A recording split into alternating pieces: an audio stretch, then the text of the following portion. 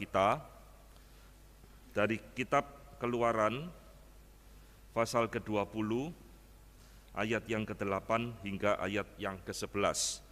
Saudara, tema pada minggu ini akan berbicara tentang ibadah. Keluaran 20 ayat 8 sampai ke-11. Saya akan membacakan bagi kita semua. Demikian bunyi firman Tuhan. Ingatlah dan kuduskanlah hari Sabat. 6 hari lamanya engkau akan bekerja dan melakukan segala pekerjaanmu, tetapi hari ke-7 adalah hari Sabat Tuhan Allahmu. Maka jangan melakukan sesuatu pekerjaan, engkau atau anakmu laki-laki, atau anakmu perempuan, atau hambamu laki-laki, atau hambamu perempuan, atau hewanmu, atau orang asing di tempat kediamanmu.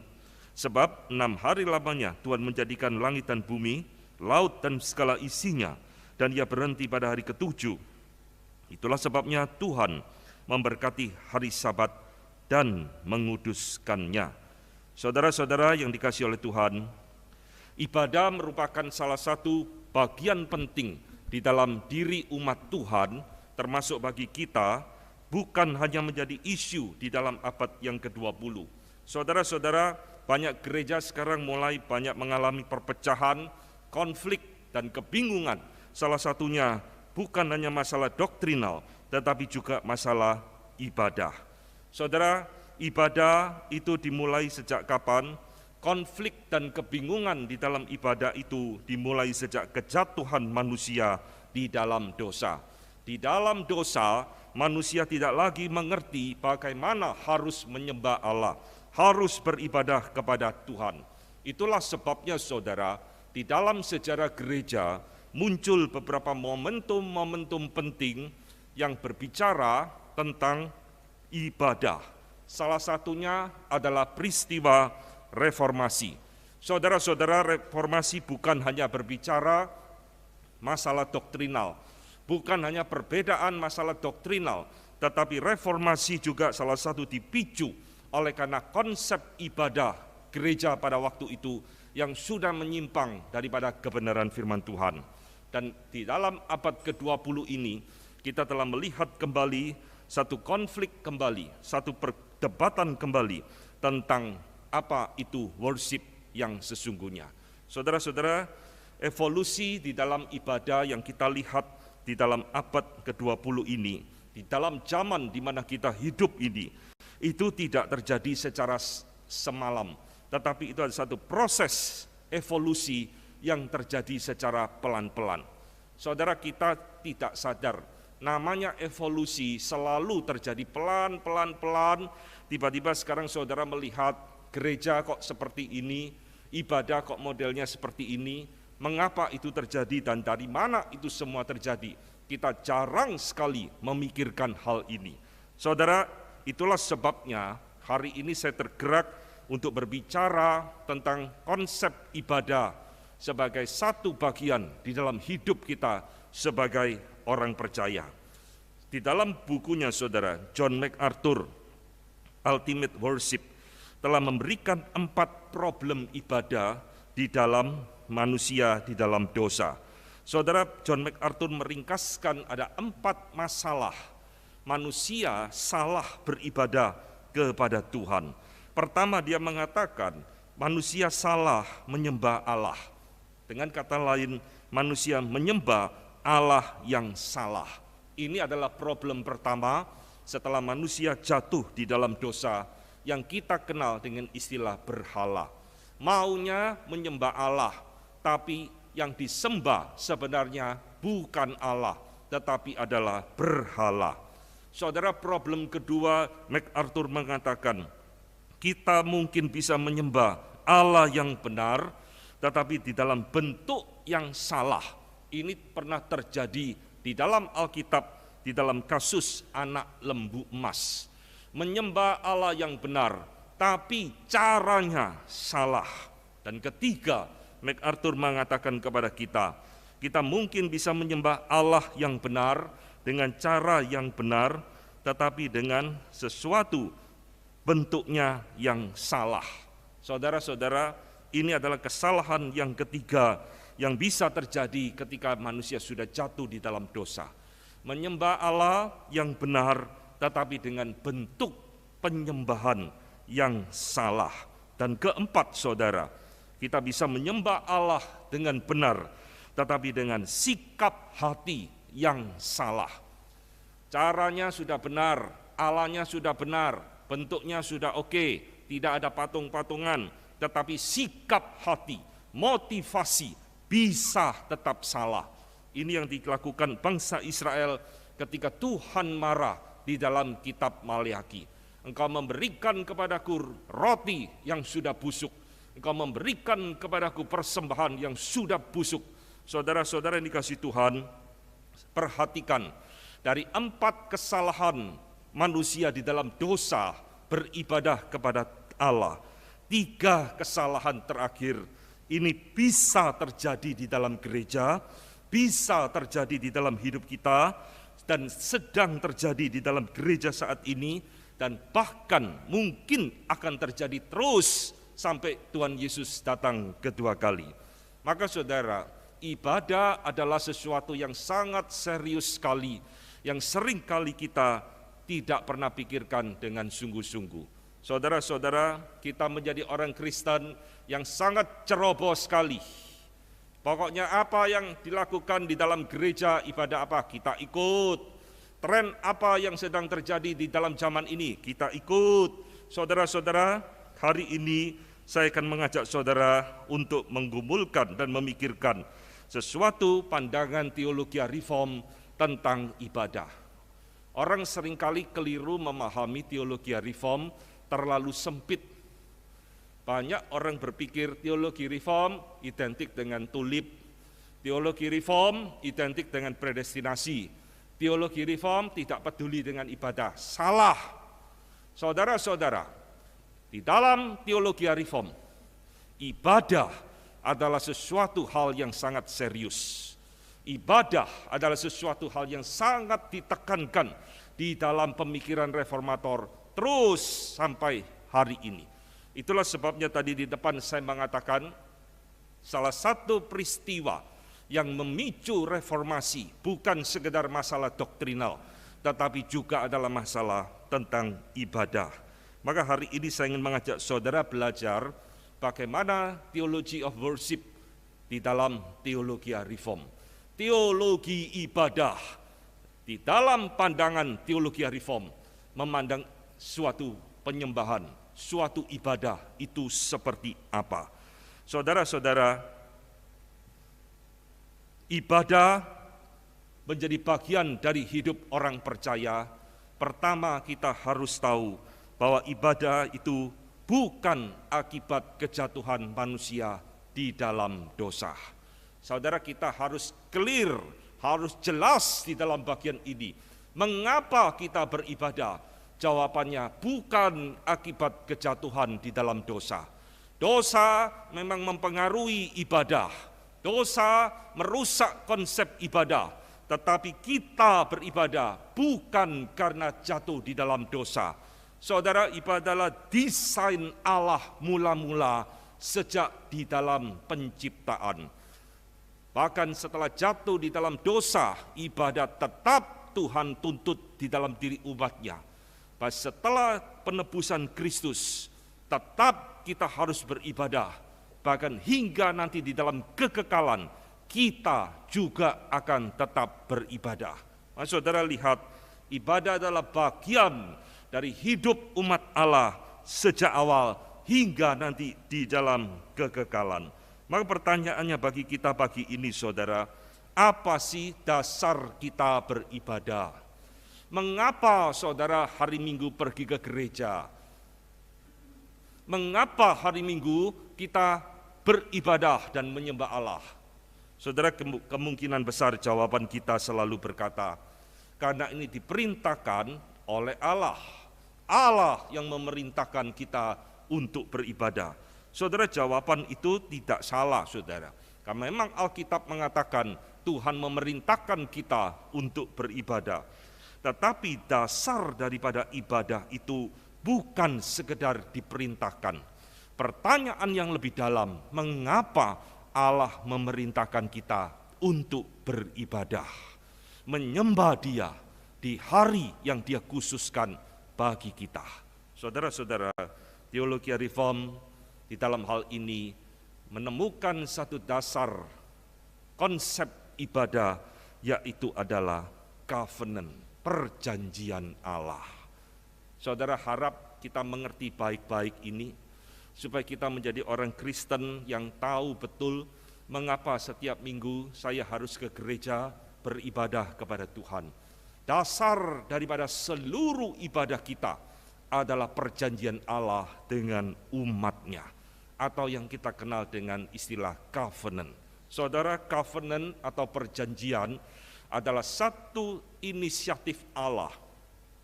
Setelah Dia menciptakan manusia, Dia tidak meninggalkan manusia, tetapi Dia ingin berelasi dengan kita. Dia mengikatkan diri dengan umat-Nya, memiliki satu relasi yang intim yang disebut dengan covenant atau perjanjian.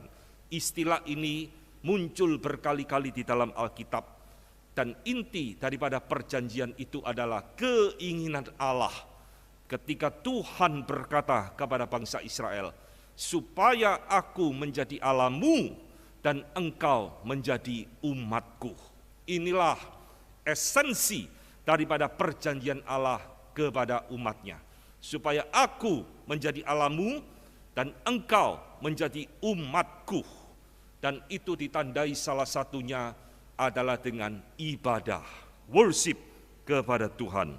Saudara-saudara, di dalam Mazmur 50 ayat 5 dikatakan, bawalah kemari orang-orang yang kukasihi, yang mengikat perjanjian dengan aku berdasarkan korban sembelihan. Yang mengikat perjanjian dengan aku, kata Tuhan. Nah, saudara-saudara, inilah dasar daripada ibadah kita. Bapak Reformator John Calvin mengatakan, desain korban diperintahkan Allah untuk mengikat umat-Nya supaya lebih dekat dengan Dia dan untuk meneguhkan perjanjiannya. Mengapa di dalam perjanjian lama begitu banyak aturan di dalam ibadah? Bapak Reformator John Calvin mengatakan, supaya itu mengikat umat Allah, bangsa Israel, lebih dekat kepada Dia dan meneguhkan perjanjian Allah atas umat-Nya. Saudara-saudara, di dalam perjanjian lama kita tahu seluruh ibadah perjanjian lama sebenarnya hanyalah bayang-bayang daripada kehadiran Kristus di dalam perjanjian baru. Bangsa Israel diberikan aturan yang begitu rumit di dalam Taurat Musa, dan semua itu melambangkan satu simbol tipologi daripada Kristus di dalam perjanjian baru. Mereka harus potong domba, harus memberikan korban bakaran. Itu semua adalah lambang daripada kematian Kristus yang akan datang. Maka saudara-saudara, covenant, perjanjian Allah itu bukan dimulai ketika Kristus datang ke dalam dunia. Covenant, perjanjian Allah itu justru digenapkan melalui kedatangan Kristus ke dalam dunia. Covenant Allah, perjanjian Allah dengan umat-Nya itu dimulai di Taman Eden antara Allah dengan Adam. Maka Kristus hanyalah penggenapan puncak daripada perjanjian Allah dengan umat-Nya. Saudara-saudara, ini prinsip yang penting sekali yang harus kita pegang baik-baik. Tanpa covenant, manusia tidak mungkin bisa beribadah kepada Allah. Tanpa perjanjian, manusia tidak mungkin bisa menyembah Allah. Dan di luar perjanjian antara Allah dengan umat-Nya, tidak ada ibadah yang sejati. Tuhan tidak menerima ibadah bangsa Amalek. Tuhan tidak menerima ibadah bangsa Filistin. Tuhan menolak ibadah bangsa-bangsa lain, kecuali cuma satu di dalam perjanjian lama, bangsa Israel. Mengapa? Karena hanya dengan umat inilah Allah mengikat perjanjiannya, covenant. Saudara-saudara, ini prinsip penting, saudara. supaya kita mengerti mengapa setiap minggu kita datang ke rumah Tuhan beribadah. Karena inilah perjanjian Allah dengan umatnya. Jikalau engkau umat Allah, jikalau engkau orang Kristen sejati, engkau adalah umat Allah, itulah sebabnya kita harus beribadah kepada Dia. Saudara, ini ada satu prinsip yang harus kita kenal dengan istilah covenantal worship.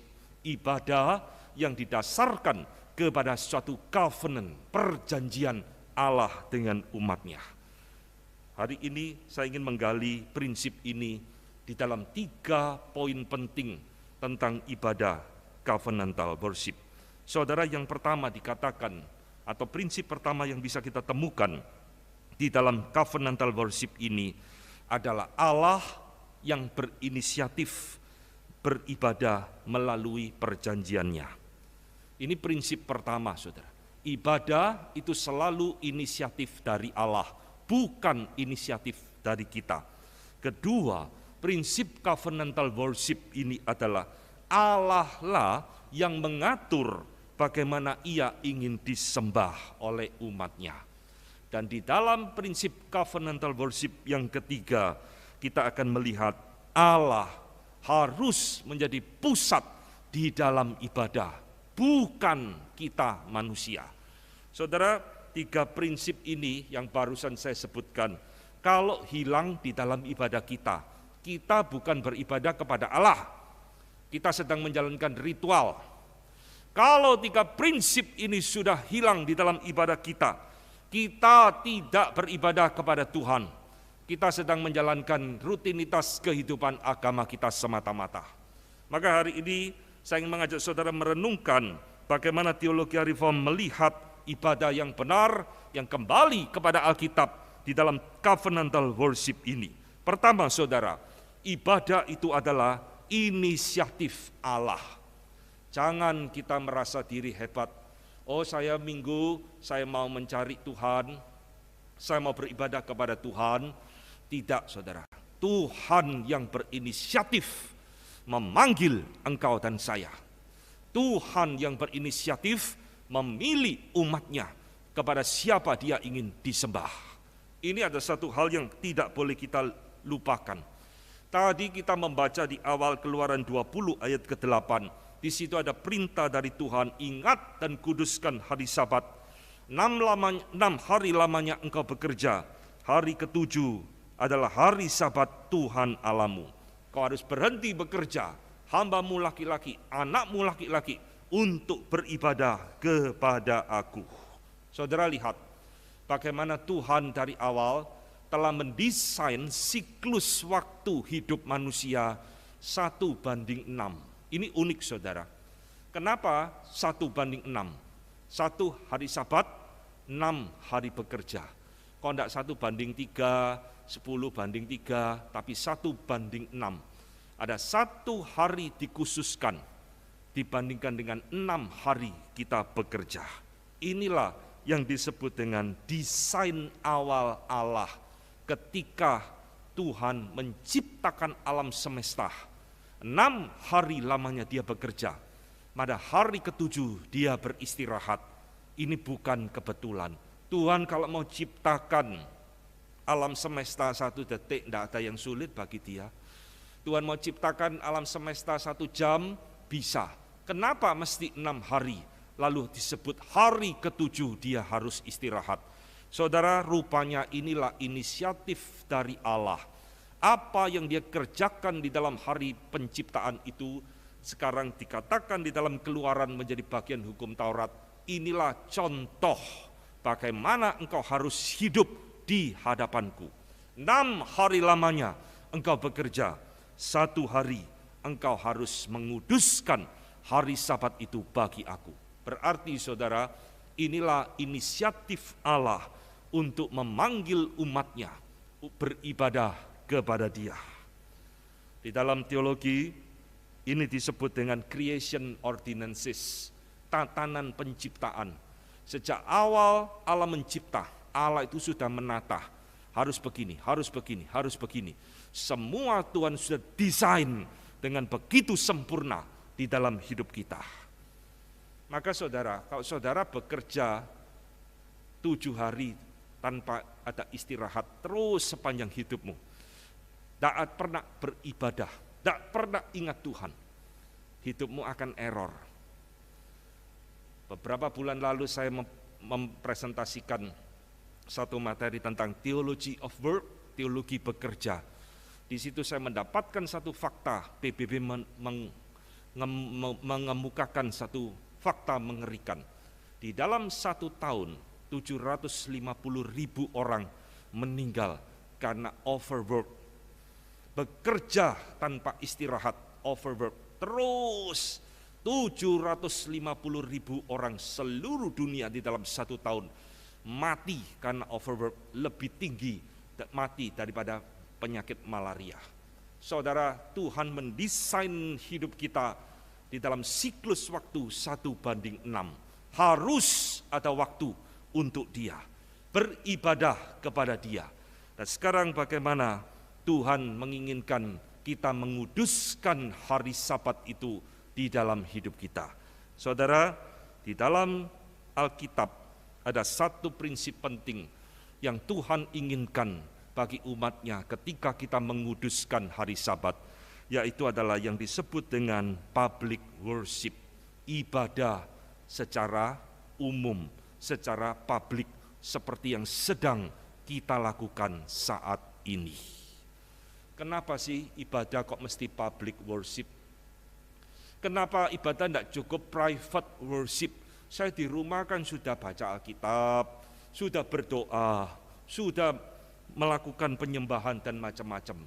Kenapa hari Minggu masih harus beribadah kepada Tuhan? Saudara-saudara, di dalam Perjanjian Lama, umat Allah Israel itu adalah gereja Tuhan. Itu adalah benih gereja sebelum Tuhan resmikan di dalam hari Pentakosta. Maka jangan berpikir, oh Tuhan cuma menginginkan sejak Perjanjian baru kita kumpul-kumpul di gereja. Tidak.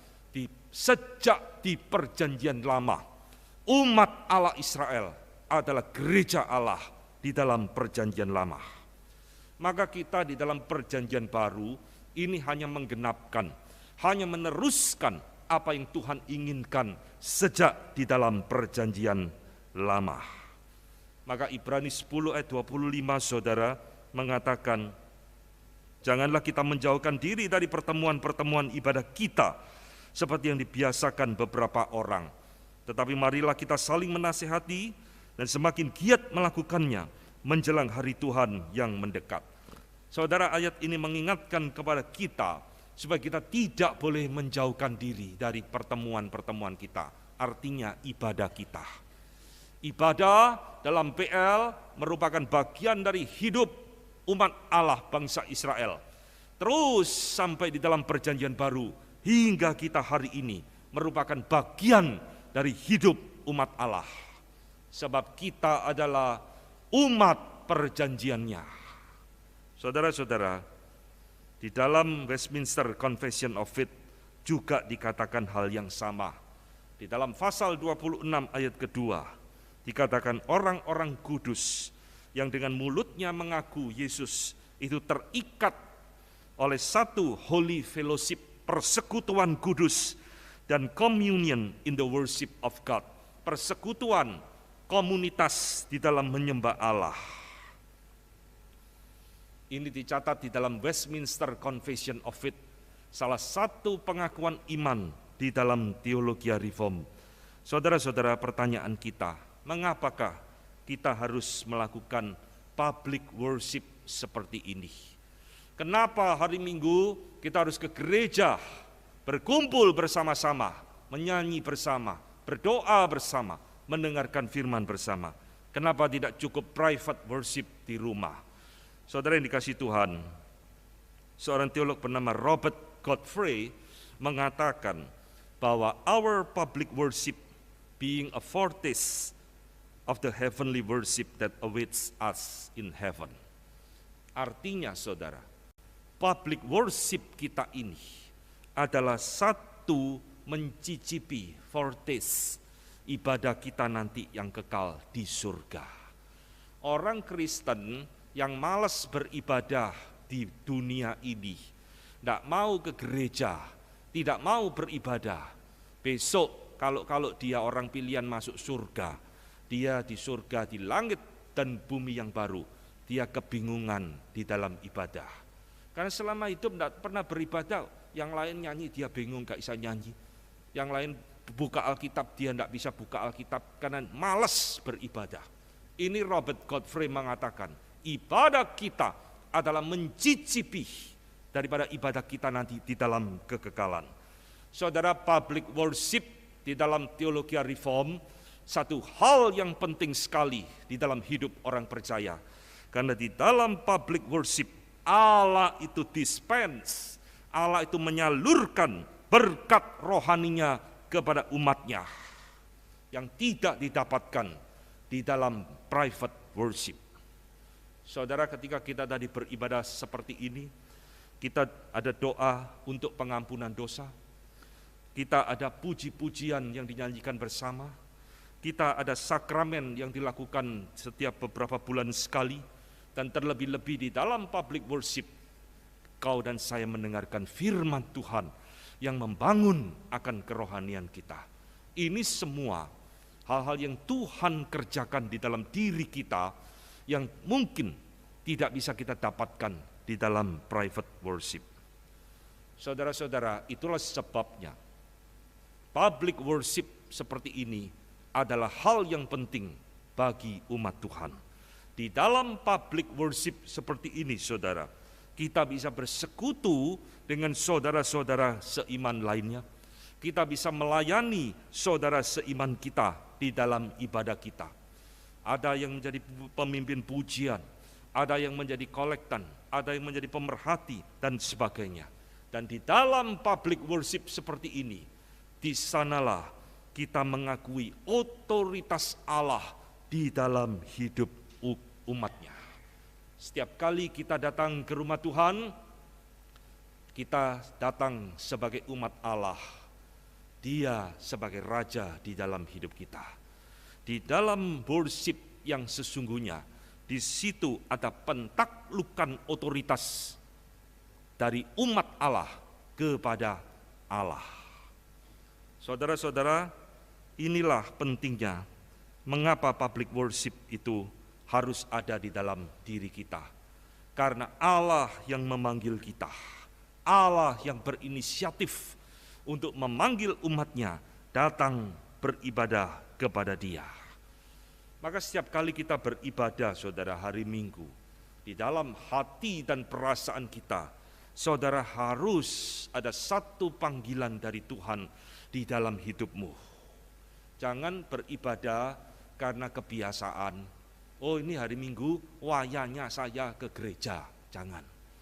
Oh, ini hari Minggu, sudah tradisi saya sejak kecil saya ke gereja. Jangan. Ini hari Minggu, Tuhan memanggil saya. Tuhan memanggil keluargaku untuk beribadah kepada Dia.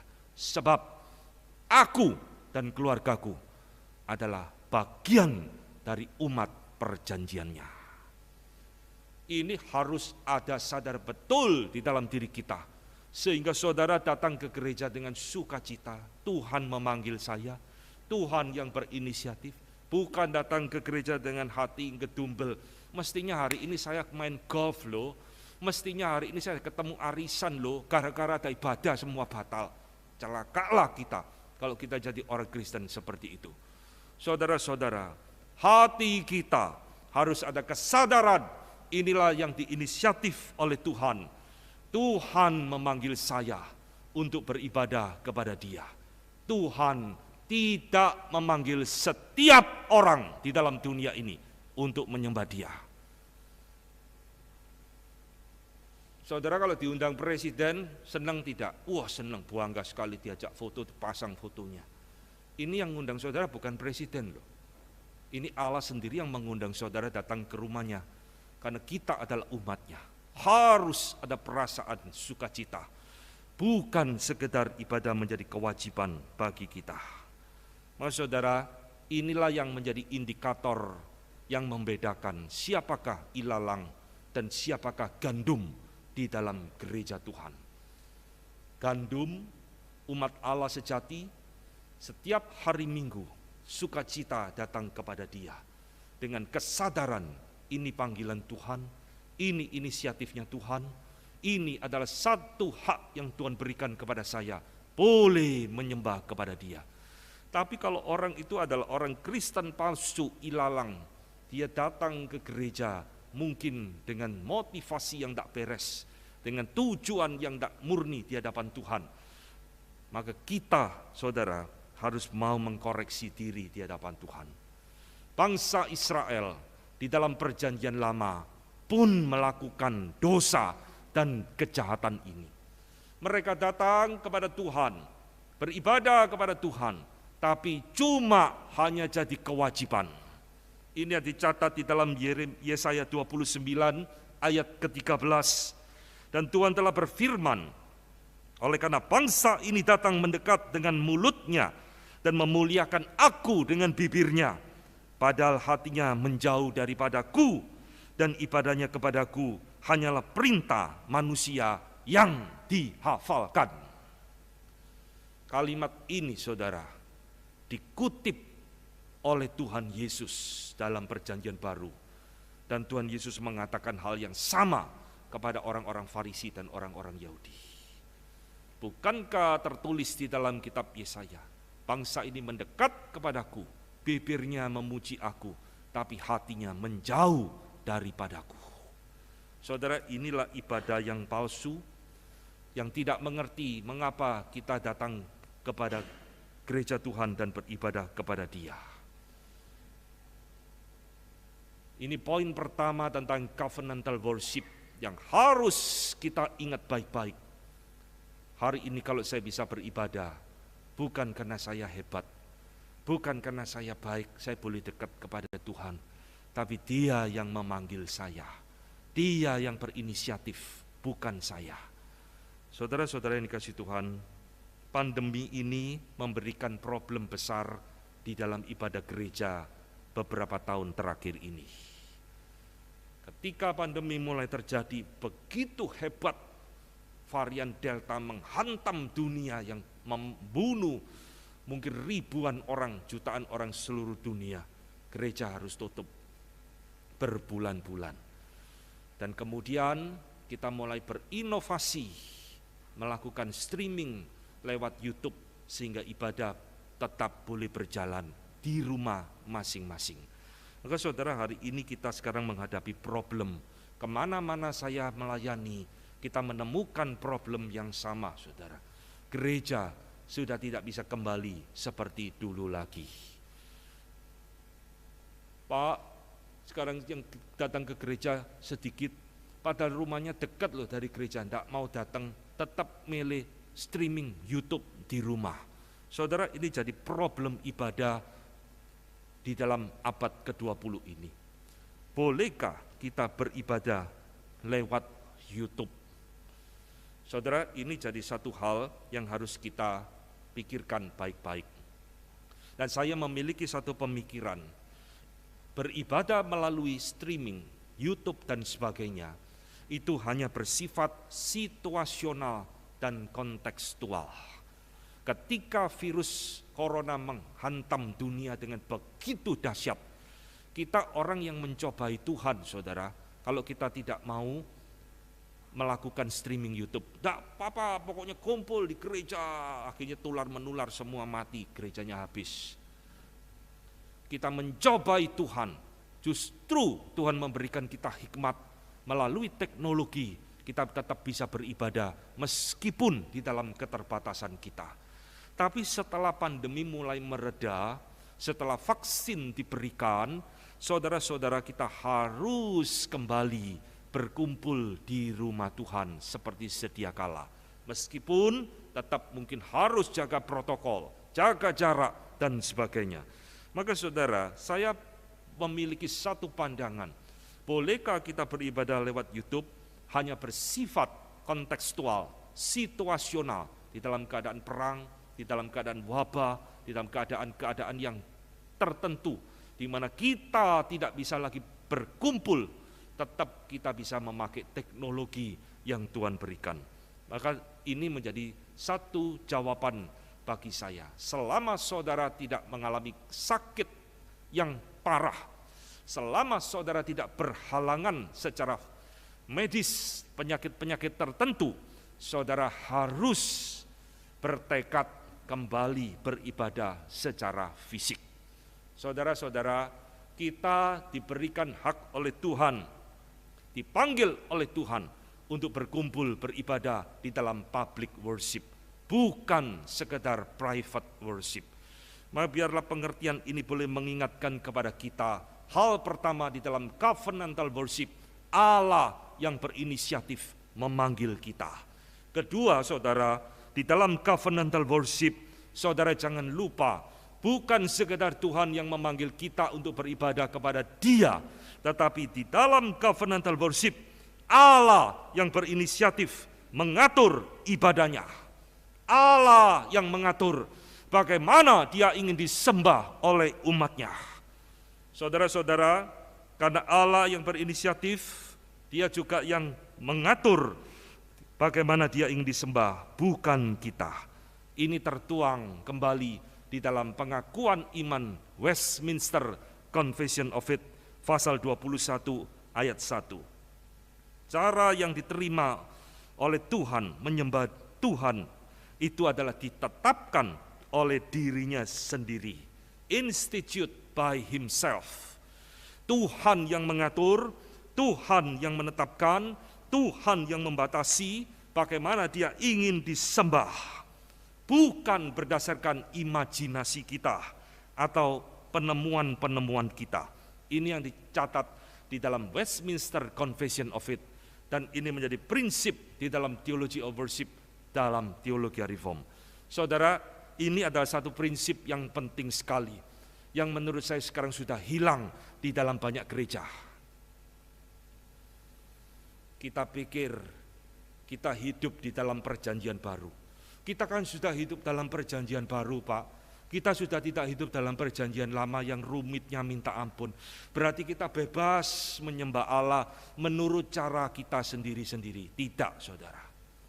Saudara-saudara, di dalam Teologia Reform kita mengenal satu prinsip yang namanya regulative principle of worship. Apa itu regulative principle of worship? Yaitu ada satu prinsip-prinsip yang berpegang bahwa kita hanya beribadah kepada Allah sesuai dengan apa yang Dia perintahkan di dalam firman-Nya. Saya ulangi, regulative principle of worship mengatakan ibadah dibatasi oleh kehendak Allah di dalam firman-Nya. Yaitu kita hanya boleh beribadah kepada Dia sebatas yang Dia perintahkan kepada kita. Ini yang membedakan, saudara, gereja-gereja Reform Calvinis dengan gereja Lutheran. Gereja Lutheran kebalikannya, menganut normatif principle of worship. Apa yang tidak dilarang di dalam Alkitab berarti boleh. Bisa bedakan? Regulative principle of worship hanya berkata yang diperintahkan oleh Allah itu yang kita kerjakan. Normatif principle of worship dibalik, apa yang tidak dilarang dalam Alkitab berarti boleh. Saudara, ini celaka, saudara. Maka ini kita pegang baik-baik regulative principle of worship, sehingga dinyatakan juga di dalam Belgic Confession, pengakuan iman reform yang lain, di dalam artikel yang ke-7. Kita hanya beribadah kepada Allah dengan cara yang seperti Tuhan inginkan di dalam hidup umatnya. Jangan ditambahi, jangan dikurangi. Lalu apa, saudara, yang diperintahkan oleh Tuhan di dalam regulative principle of worship? Mungkin saudara tanya, loh Tuhan kan enggak perintahkan kita pakai piano, kok kita pakai piano? Tuhan enggak perintahkan kita pakai keyboard, kok kita pakai keyboard? Poinnya bukan di sana. Tetapi ini adalah prinsip, regulative principle of worship. Jadi di dalam sebuah ibadah, apa yang ada di dalam unsur-unsurnya, pujian, doa, firman, pengakuan dosa, dan sebagainya. Semua yang kita lakukan di dalam ibadah kita hari ini, Itu ada semua memiliki dasar perintah di dalam Alkitab. Ini bukan sekedar Tuhan tidak perintahkan kita pakai LCD kok kita pakai LCD. Bukan itu saudara. Ini prinsip-prinsip yang mengatur bagaimana kita beribadah. Apa yang diperintahkan Tuhan di dalam firman-Nya. Saudara, di dalam masa reformasi, pergolakan ibadah begitu dahsyat luar biasa. Kalau saudara membaca sejarah gereja, baru saudara mengerti. Teologi reform tidak main-main di dalam ibadah. Calvin pernah tulis sebuah surat kepada Kardinal Sadoleto. Kardinal Sadoleto ada gereja Roma Katolik. Calvin dan Bapak Reformator, mereka memiliki pandangan yang berbeda konsep tentang ibadah. Dan Calvin mengatakan satu kalimat, tidak ada yang lebih berbahaya, perilous. Tidak ada hal yang lebih berbahaya terhadap keselamatan kita daripada ibadah yang sesat di hadapan Allah. Saudara-saudara, keselamatan dan ibadah di dalam pandangan teologi reform tak bisa dipisahkan. Yang penting saya percaya Yesus, yang penting saya selamat, ibadah ngawur-ngawuran tidak apa-apa, tidak bisa saudara. Konsep kita tentang Allah akan menentukan ibadah kita. Dan ibadah kita merupakan refleksi daripada teologi kita. Maka Calvin menegur Kardinal Sadoleto, tidak ada yang lebih berbahaya kepada keselamatan kita selain ibadah yang ngawur di hadapan Tuhan. Saudara, ini prinsip regulative principle of worship, ada prinsip yang tidak berubah sejak zaman reformasi, lalu diturunkan ke zaman reform ortodoksi, hingga masa Puritan, hingga hari ini. Itulah sebabnya saudara menyelidiki banyak-banyak gereja-gereja reform di seluruh dunia, yang masih memegang teguh regulative principle of worship ini. Hanya yang diperintahkan di dalam Alkitab yang kita lakukan di dalam ibadah. Saudara akan menemukan gereja-gereja reform yang memegang prinsip ini tidak banyak modifikasi di dalam ibadah mereka. Ini orang tidak mengerti, selalu melihat gereja, apa gereja kayak gini, kuno, nyanyiannya tidak enak, membosankan. Ini orang tidak mengerti tentang ibadah. Dan regulative principle dipelihara, dipegang baik-baik, membuat gereja-gereja reform tidak berkompromi dengan arus zaman. Saudara-saudara yang dikasihi Tuhan, sebebas apa kita di dalam beribadah? Saya mengatakan nyaris tidak ada kebebasan. Karena ibadah itu bukan inisiatif kita. Ibadah adalah inisiatif Allah. Dan Allah yang menentukan bagaimana Dia ingin disembah.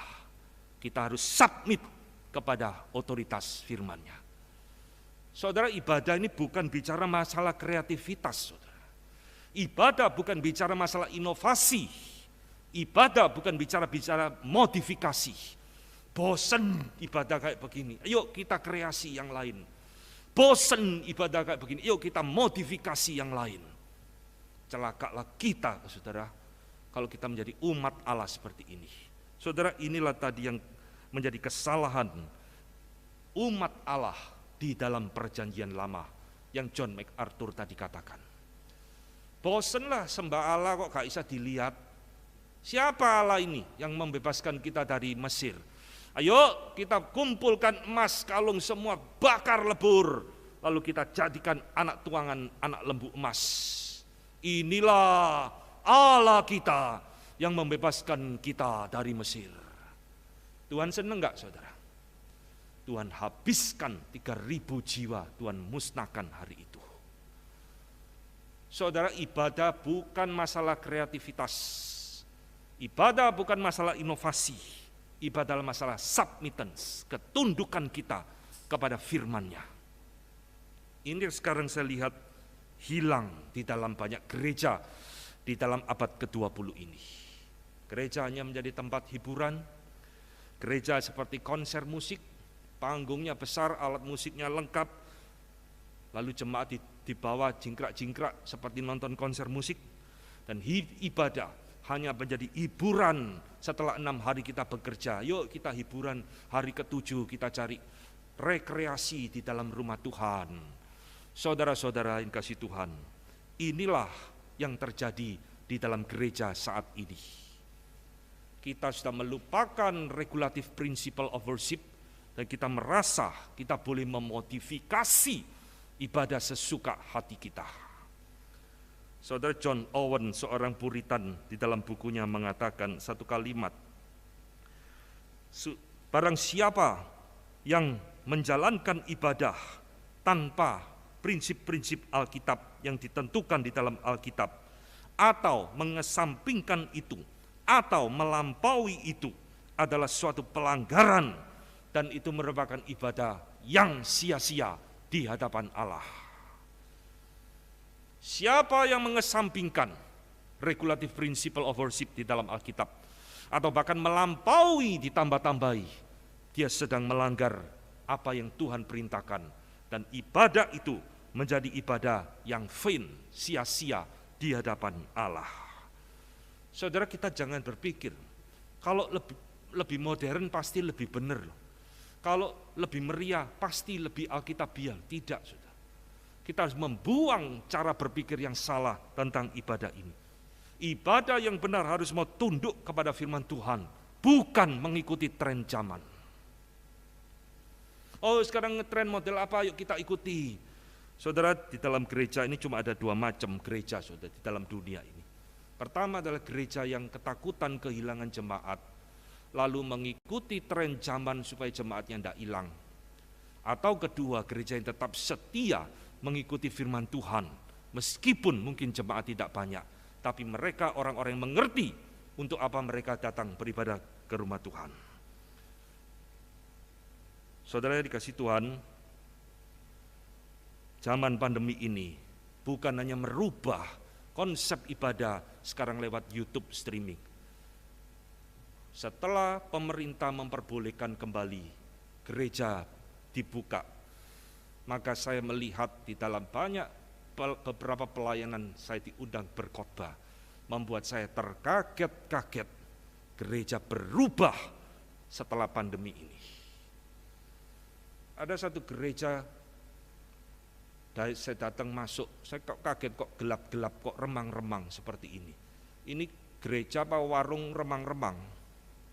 Kok remang-remang, lampunya remang-remang, ada lampu sorot di panggung dan sebagainya. Lalu saya datang kepada gembalanya, saya ngomong, nanti saya khotbah, saya minta lampunya dinyalakan. Saya tidak suka khotbah gelap-gelap. Dan ketika mulai ibadah dimulai nyanyi, musik mulai main, muncul asap dari mimbar. Ini apa-apaan, saudara? Ini asap apa ini? Wah, ruangannya penuh asap semua. Gila. Ibadah bukan masalah inovasi. Ibadah bukan masalah kreativitas. Ibadah harus tunduk kepada prinsipal regulative of worship di dalam Alkitab. Apa yang Tuhan tidak perintahkan, jangan lakukan.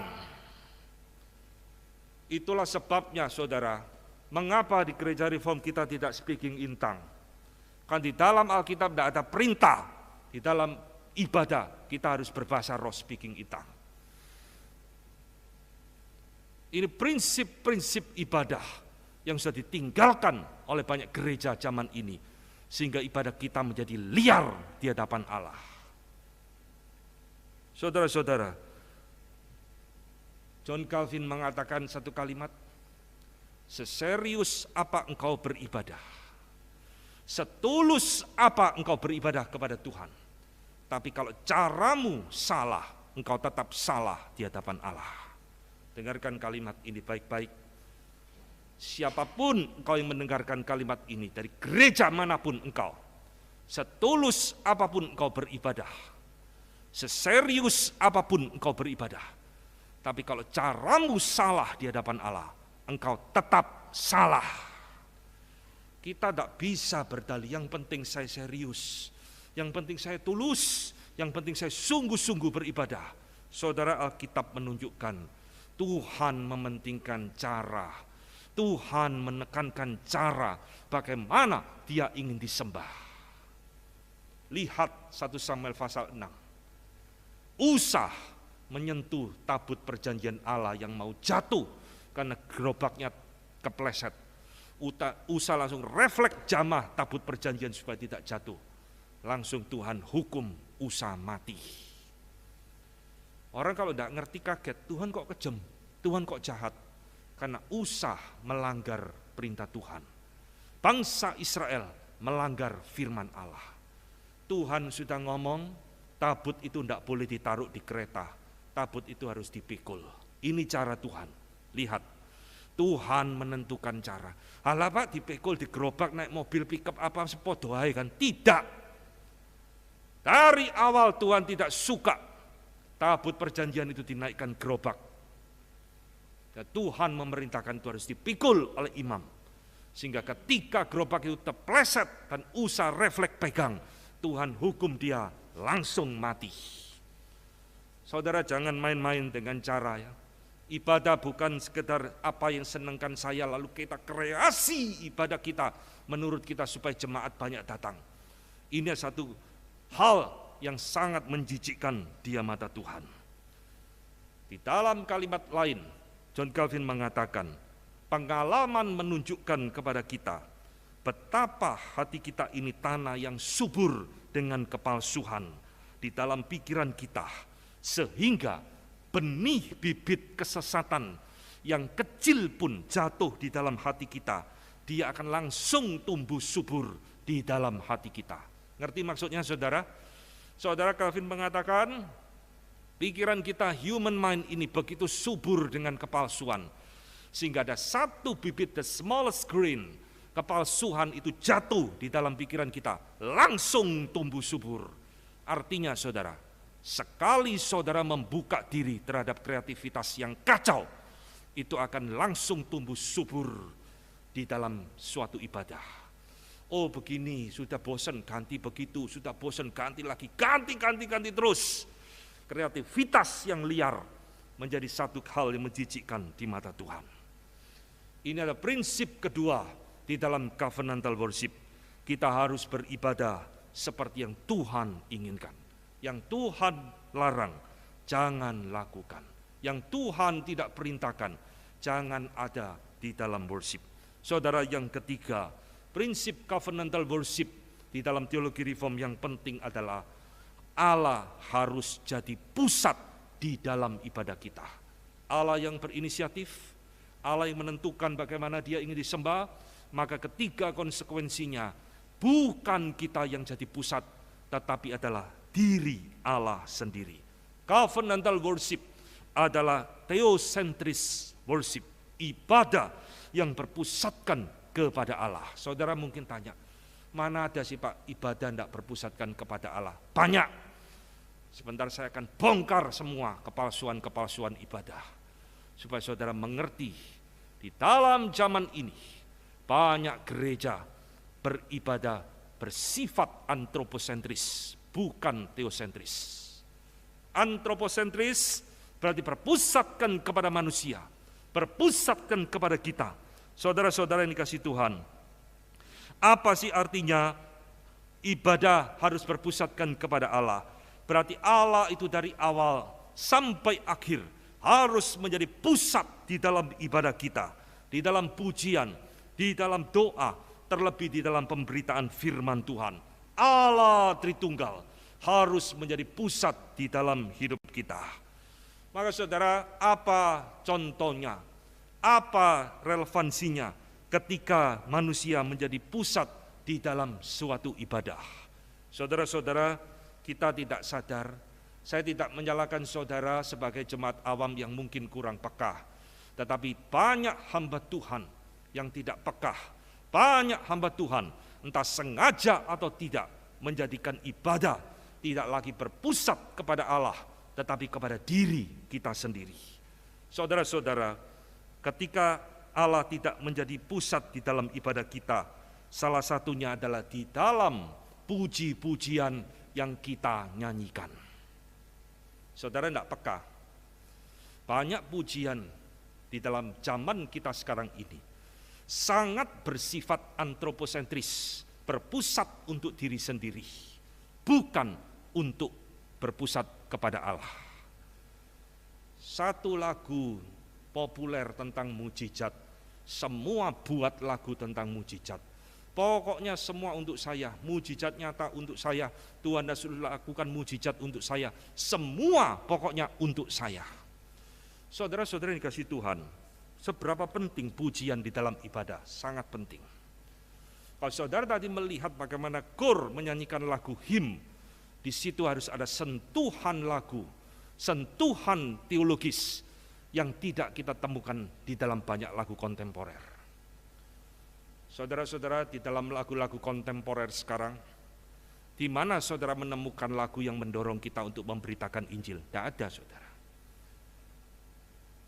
Tadi kita nyanyi, berilah terang di tempat itu. Dan lagu-lagu him begitu banyak memberikan satu penggugahan, mengingatkan kepada kita supaya memberitakan Injil. I love to tell the story. Ku suka mengabarkan Injil. Semakin kuulangi, semakin indah. Mana ada lagu kontemporer yang mengingatkan kita memberitakan Injil Kristus? Tidak ada. Semua untuk saya, semua untuk saya. Ini celakanya lagu kontemporer zaman sekarang. Mana ada saudara menemukan lagu kontemporer yang berkata, aku hanya tanah liat, engkau penjunan. Bentuklah aku sesukamu. Saudara tidak menemukan. Yang ada Tuhan harus nuruti saya. Tuhan harus mau menuruti semua keinginan saya. Mujizatmu harus terjadi. Kalau saya percaya, mujizat harus terjadi. Itulah spirit lagu kontemporer sekarang. Di mana saudara menemukan lagu kontemporer? Di dalam kesusahan yang paling mendalam, masih bisa berkata, it is well with my soul. Nyamanlah jiwaku.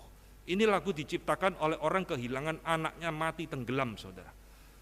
Masih bisa menyanyi, menggugah lagu, it is well with my soul. Nyamanlah jiwaku. Kan di dalam teologi kemakmuran, orang Kristen tidak boleh menderita, orang Kristen tidak boleh susah. Saudara-saudara, ketika kita sudah lupa regulative principle of worship, kita sedang bukan beribadah kepada Tuhan. Kita jadikan ibadah berpusat kepada diri kita, menyenangkan saya, menguntungkan saya, membuat saya happy. Saudara-saudara, itulah sebabnya setelah 20 tahun saya melayani Tuhan, saya tidak pernah buang lagu him dalam hidup saya. Di rumah saya semua pujian lagu-lagu him. Karena saya diberkati banyak hal, terus diingatkan melalui puji-pujian him. Setia, setia, setia. Near the cross. Tidak ada lagu kontemporer yang mengingatkan kita kembali kepada salib Kristus. Semua untuk saya, semua untuk saya. Ini ada prinsip penting, ketika pujian tidak berpusatkan kepada Allah, ibadah itu tidak berpusat kepada Allah. Saudara, ketika doa tidak berpusat kepada Allah, hanya memanipulasi Allah. Kita berdoa untuk diri kita sendiri. Kita berdoa supaya Tuhan nuruti semua keinginan kita. Maka ibadah kita pun sebenarnya bukan berpusat kepada Allah. Allah tidak jadi center, tapi kita yang jadi center. Kita berdoa supaya Tuhan nuruti kita. Kita berdoa supaya Tuhan mengabulkan apa yang kita inginkan. Saudara-saudara, demikian pula di dalam pemberitaan firman Tuhan. Ketika Tuhan tidak menjadi pusat di dalam pemberitaan firman, kembali adalah diri kita jadikan pusat di dalam khotbah. Apa contohnya, saudara? Khotbah yang tidak berpusatkan kepada firman Tuhan. Ketika kita mendengar khotbah yang lucu-lucu, ketika hamba Tuhan berkhotbah lebih banyak kesaksian daripada menggali firman Tuhan, ketika hamba Tuhan hanya banyak memberikan ilustrasi daripada menggali firman Tuhan, Tuhan sedang tidak bertahta di atas firman-Nya. Banyak pendeta seperti stand up comedy, naik ke mimbar hanya untuk ngelawak, bukan untuk memberitakan firman Tuhan. Banyak pemberitaan firman Tuhan seolah-olah alkitabiah, tapi ujung-ujungnya nanti untuk diri kita kembali. Kita harus setia kepada Tuhan, saudara-saudara, supaya diberkati. Kita harus rajin melayani Dia, saudara-saudara, untuk ujung-ujungnya supaya kita diberkati. Ujung-ujungnya selalu untuk saya diberkati, diberkati. Terus celakalah kita jadi orang Kristen kalau kita ke gereja hanya untuk mencari kekayaan dari Tuhan. Banyak hamba Tuhan tidak sadar sudah merubah gereja seperti gunung kawi, mendidik jemaat beribadah hanya untuk cari kekayaan, kesembuhan. Terus yang dicari dan dikhotbahkan itu. Ketika mimbar gereja isinya seperti ini, saudara, saya tidak yakin Tuhan berkenan menerima ibadah seperti ini. Maka ini sesuatu yang sedang terjadi di dalam gereja zaman sekarang, saudara. Maka tradisi reform sejak reformasi hingga hari ini menjadikan firman Allah pusat terpenting di dalam sebuah ibadah. Saudara yang dikasihi Tuhan, John Calvin kembali saya kutip berkali-kali. Sekarang di dalam bukunya Institute of Christian Religion, dia mengatakan tidak ada yang lebih mulia di dalam gereja Tuhan selain ministry of the gospel. Tak ada hal yang lebih indah di dalam gereja Tuhan, di dalam ibadah gereja Tuhan, selain memberitakan firman Allah. Kita harus datang ke gereja, bukan cari kekayaan, bukan cari kesembuhan, tapi mencari kebenaran firman Allah di dalam hidup kita. Saudara-saudara, kaum Puritan ada kaum yang sangat menekankan pentingnya preaching, khotbah di dalam sebuah ibadah. Ini jantung daripada sebuah ibadah di dalam gereja-gereja reform. Maka Joel Beeke, saudara, di dalam bukunya Reform Preaching mengatakan, kaum Puritan memiliki satu perasaan yang mendalam bahwa Allah membangun gerejanya utamanya melalui instrument of preaching. Alat khotbah, firman Allah. Maka preaching itu berdiri sebagai pusat daripada ibadah dan devotion daripada kaum Puritan. Saudara-saudara yang dikasihi Tuhan, yang ada di dalam ruangan ini maupun kau di rumah,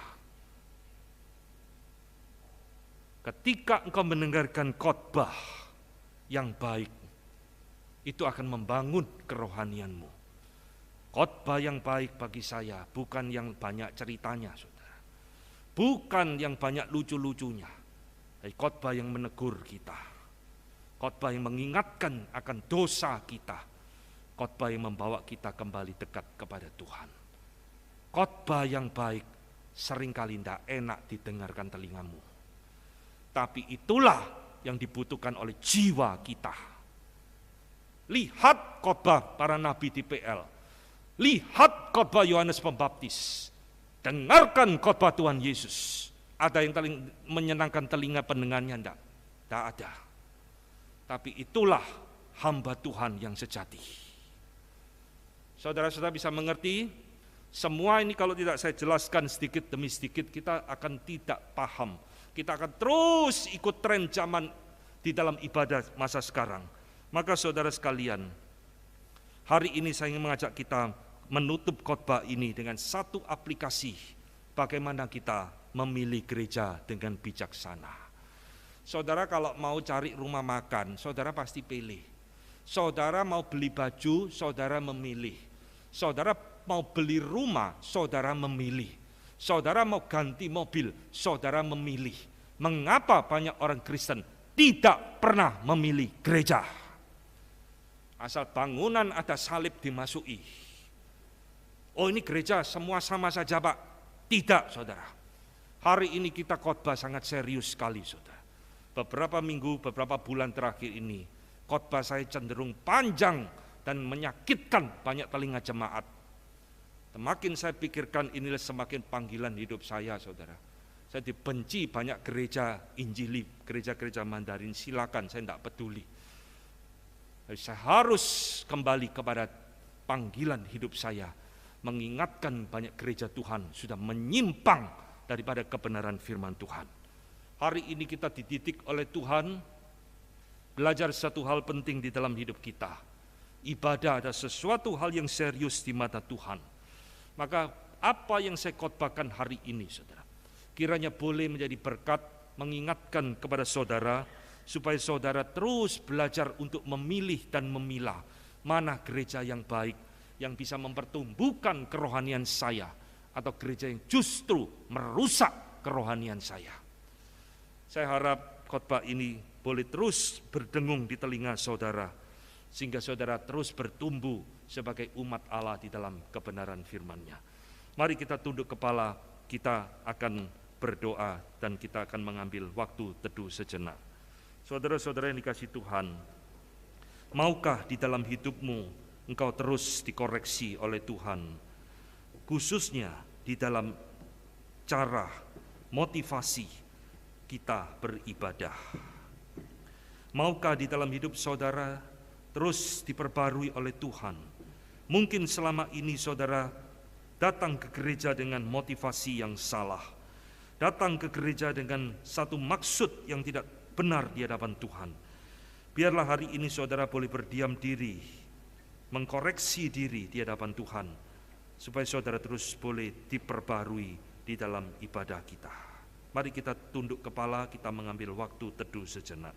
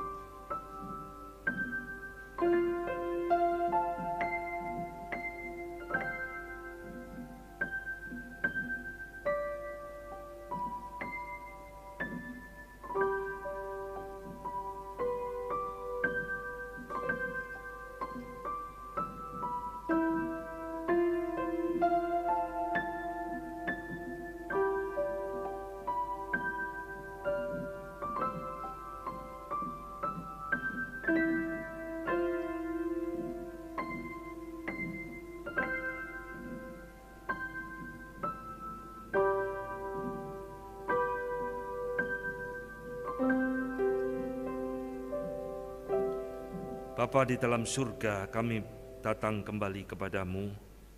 Firman-Mu boleh menegur kami ya Tuhan, mengkoreksi kehidupan ibadah